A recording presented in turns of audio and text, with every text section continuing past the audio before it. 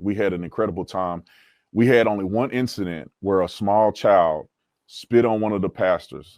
This clip was hilarious to me. I think Chris Menahan posted it on Twitter. And Brandon Tatum explains how great his trip to Israel was because he said only one young child spit on the pastor he was with. And, an adult came by to tell him, don't spit on Christians. So, I mean, I guess that's just a successful trip in Israel. I mean, only one kid spit on us. That's pretty cool, I guess. And in Israel, if you actually talk to the majority of Christians, talk to them, you'll see what they say. They say Israel is the only place where we're respected and protected.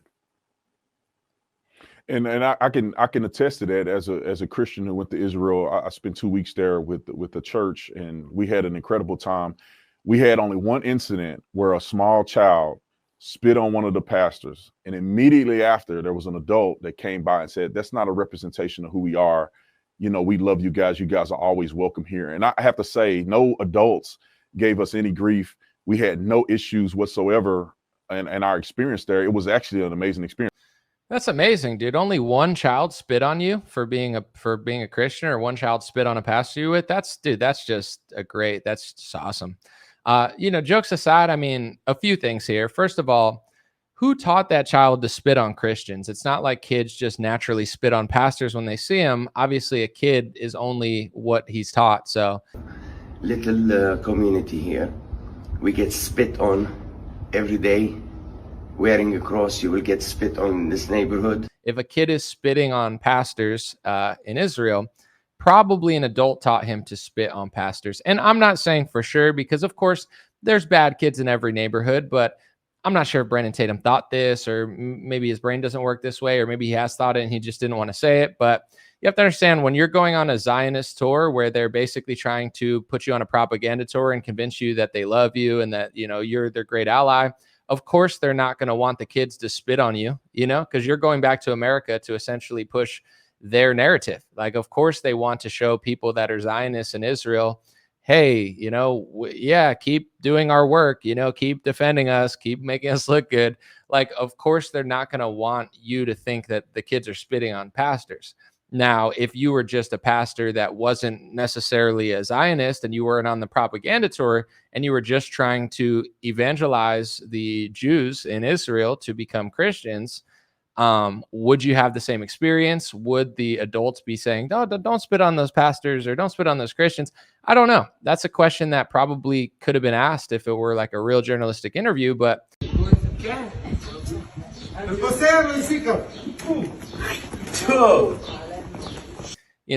I just thought it was a hilarious clip where Netanyahu's like, "This is the only place in the Middle East where Christians are respected." And Brandon's like, "Yes, sir. Yeah. I mean, when I went on the tour, only one kid spit on a pastor. I mean, that's pretty good, right?" Imagine if the roles were reversed. Imagine if there was somebody that spit on their religion, Do you think they would be on a podcast being like, "Yes, sir, this is awesome. Only one spit on him." And an adult said right away, don't do that. That's the Torah for the Christians that, we don't want to spit on them right now. You think they would react that way? Probably not. They would probably be filing a lawsuit, making a media spectacle out of it, potentially getting reparations for it. I mean, I have no idea. I'm being semi comedic right now, but who knows? I highly doubt that they would be like, "Yeah, this was such a successful trip because only one kid spit on us." I'm sure any person with self-respect would be like, "That's crazy." But also, once again, the kid didn't teach himself that. And when you're on a propaganda Zionist tour, they're not going to be like, "Oh yeah, that's what we do to Christians because we don't like Christ," or the kids are grown to not like pastors, and they have their own religion. They don't want people there evangelizing their kids. So I'm sure when Brandon's not there and the Zionist propaganda tour is not there, I'm sure they hate Christ, and I'm sure that they tell the kids not to, why would they like a pastor that's preaching a religion that's not theirs? Speaking of which, I just want to go through this one anti-Semitism law that's being passed into America, the official international definition. I talk about it a lot, but I just wanted to put it on screen so people realize what's going on in the United States of America. This is on the State Department website. This is the official international definition of anti-Semitism. It's the same one that Trump uses, DeSantis uses, Huckabee Sanders, Chuck Schumer, Eric Adams. They all use this exact definition. I don't have all the things. Of course, the top one there, it says it's anti-Semitism to accuse a Jewish citizen of being more loyal to Israel. So even though Jonathan Pollard got caught in America being a spy for Israel and he went to prison, now it would be considered anti-Semitism to say that if you were one of the early ones catching on to him spying. And I just wanted to point to this one right here, just for the sake of this video. It says you're not allowed to use symbols and images associated with classic anti-Semitism. And the example that they gave was claims of Jews killing Jesus or blood libel to characterize Israel or Israelis. So anytime you say their military purposely did something, like purposely killed a journalist, purposely hit a civilian, they call it blood libel. And they say you're committing blood libel because basically, if you don't say Israel's the most moral military in the world and they never do anything on purpose, like they'll just accuse you of blood libel. Who spew the Jews control our foreign policy attack, blood libel. We and never how many children have you killed? We never target civilians. So this question is irrelevant. How many children have you killed? Pierce, Israel is not killing children. Israel is not killing children. Hamas is using them as human Israel is killing shields. children every single day. Pierce, this is a blood label you're putting on Israel. How interesting. How revealing. What we're actually watching in real time as a genocidal Jew-hating terror group laundered a lie about a Jewish massacre of innocents at a Baptist hospital is what we call a blood libel. That term dates back to the year 1144 when Jew-haters charged the Jews of Norwich, England, with ritually murdering a young boy named William for religious purposes.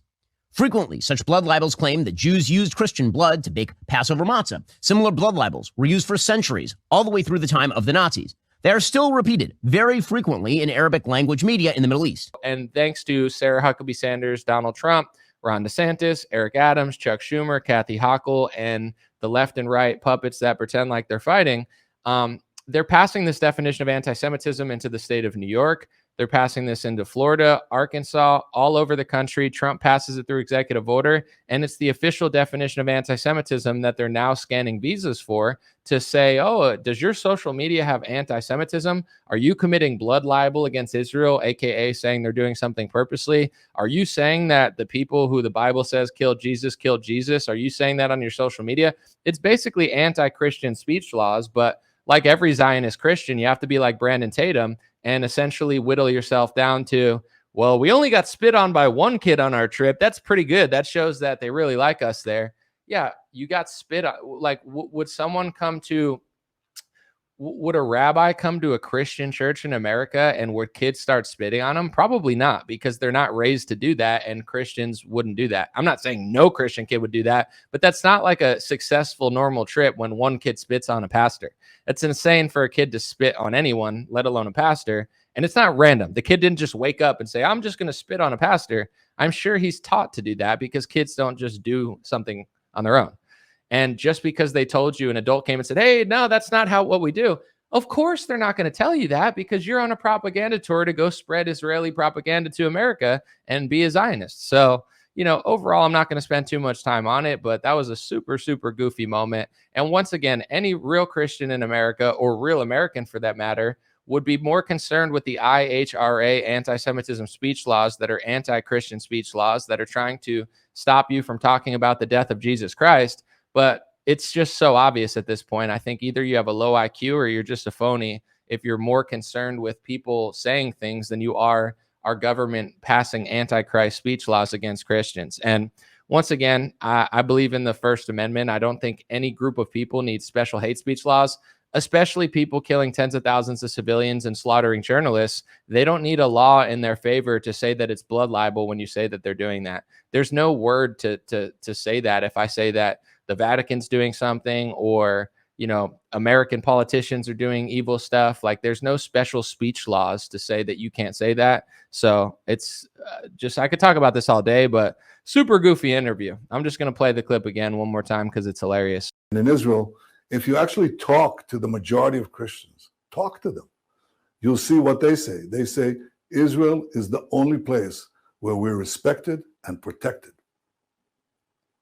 And I can attest to that as a Christian who went to Israel. I spent 2 weeks there with the church, and we had an incredible time. We had only one incident where a small child spit on one of the pastors, and immediately after, there was an adult that came by and said, that's not a representation of who we are. I can attest to that, sir. I mean, we had a great time. There's only one kid who spit on the pastor.